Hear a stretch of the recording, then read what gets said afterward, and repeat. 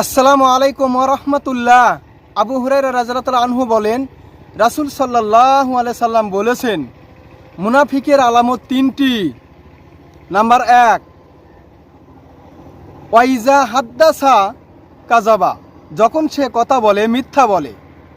Number 2, ওয়াইজা ওয়াআদা আখলাফা, যখন ওয়াদা করে ভঙ্গ করে।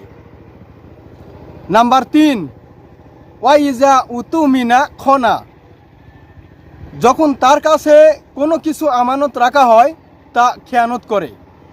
এই তিনটি হচ্ছে মুনাফিকের আলামত। কথা বললে মিথ্যা বলে, ওয়াদা করলে ভঙ্গ করে এবং কোনো কিছু আমানত রাখা হলে সে তার খেয়ানত করে। আল্লাহ তাআলা এই দোষটি থেকে বাঁচার এবং এই মুনাফিকি চরিত্র থেকে নিজেদেরকে সংশোধন করে প্রকৃত ইমানদার হওয়ার তৌফিক দান করুন, আমিন। তোমার কাছে চাই না আমি দুনিয়ার সব বাসনা, তোমার কাছে চাই কেবল আখিরাতের পানা।